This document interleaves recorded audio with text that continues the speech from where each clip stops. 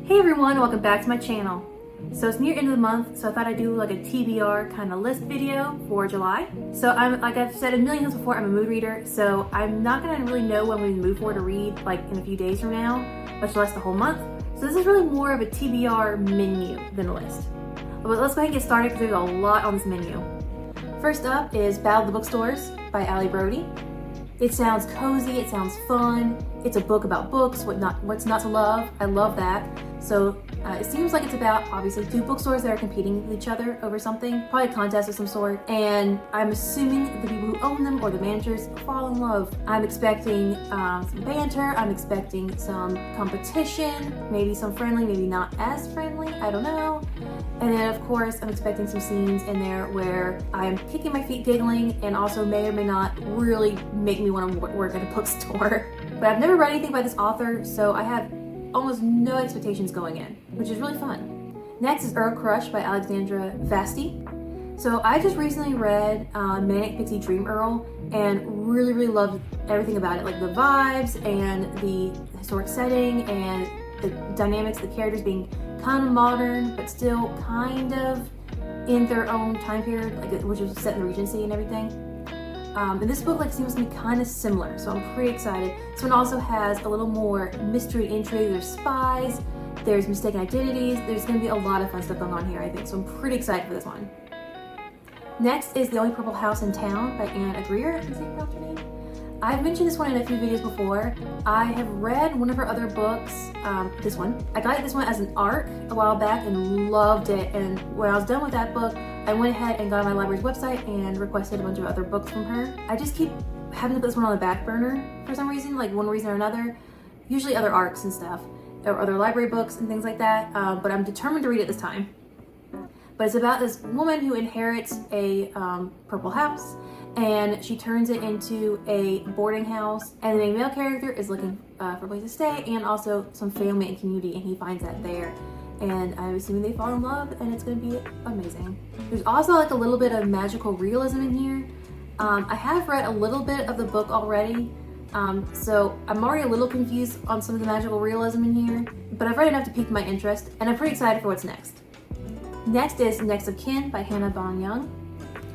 This is a contemporary romance that tackles a lot more heavier themes like the foster care system and found family, but also it's like a marriage convenience because they need each other to be able to apply to get foster care of some of their siblings. I think it's his teenage brother and her baby sister or something like that. I can't really remember what it was.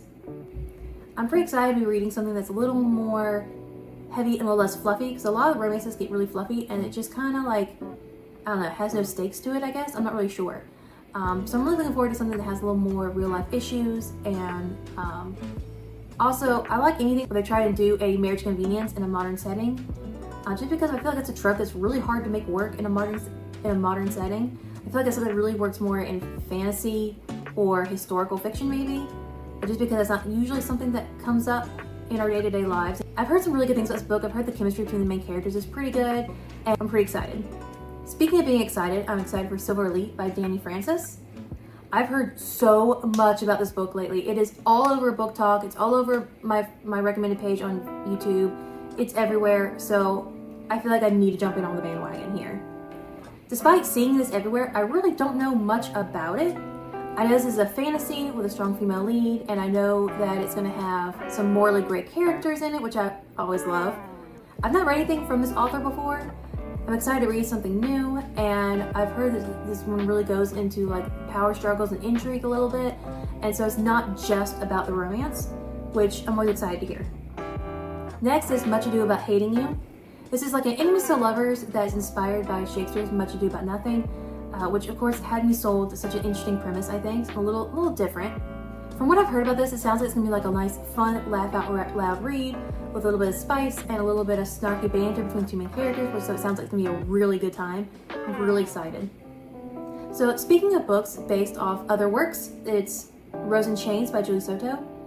I'm pretty excited about this one. I know this one is either based off of some fanfiction she wrote or it is reworked from fanfiction that she wrote about a Hermione Granger and Draco Malfoy pairing from Harry Potter.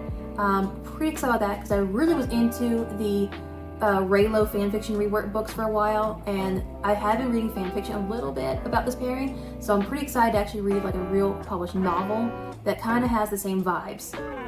So I'm expecting a tough as nails female main character who's really smart, and the main male character being moody and mysterious and maybe a little morally gray, so I'm pretty excited. This is probably one of the ones I'm most excited for.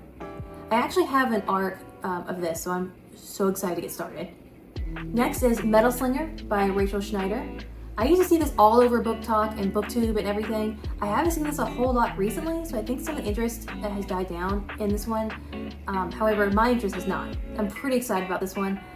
It seems like it's going to be about like a female main protagonist who is kind of exiled from her homeland at sea, and she gets a shot at taking down the people who exiled her, but of course she's probably going to fall in love with someone, and it's going to get really messy and really complicated, and the tension's going to be great. So I'm thinking there's going to be some found family vibes, as well as some enemies to lovers, and a lot of drama, and I am so excited. So next is Tear at the Gates by Scarlett St.Clair. This is like an urban fantasy mafia story retelling of the myth of Lilith, which just sounds so interesting and different because there's so many Hades and Persephone retellings out there. The only other book I've read by this author is actually a Hades and Persephone retelling, actually. That was pretty good, but the series was too long. I didn't want to commit that much. So I'm pretty excited for this one because it seems like it's going to be interesting. It's going to be a little different. It's mythology that I've not read a retelling of before. Also, this is like a mafia story, urban fantasy, and everything like that, which are both genres that I've not really read a lot of, if any, that I can think of. I can't really think of a mafia story I have read. It's going to be fun to be able to dip my toe into some new genres and some new things while reading an author that I've read before. And then last but not least, once again, is Crooked Kingdom by Leigh Burdugo. I, for some reason, just cannot get around to reading this book, but also on top of that, I'm afraid of it. There, I said it, I'm afraid of it.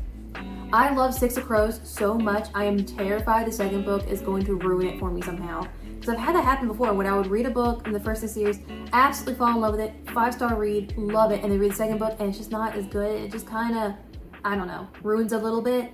I'm terrified of that happening here. But a friend of mine has been trying to get me to read this forever, and I need to do it. I'm a little bit excited and a little terrified because I've heard it's like a roller coaster of emotions, which I'm not terribly surprised of after reading, obviously, Six of Crows, but I'm ready for it now. I'm ready for the roller coaster. I have been in line for the roller coaster, and my time is up. My time to get on the roller coaster. Bring on the scheming, the heartbreak, and the plot twist. I'm ready for it now. So that's all the books that are on my TBR menu for July. If you've read any of these and you have thoughts and feelings you want to share, please leave them down in the comments.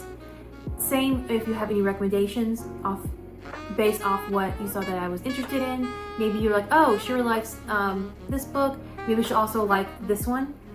Please leave those comments down below. Yeah, my TBR is pretty long. It can always be longer, and I'm okay with that.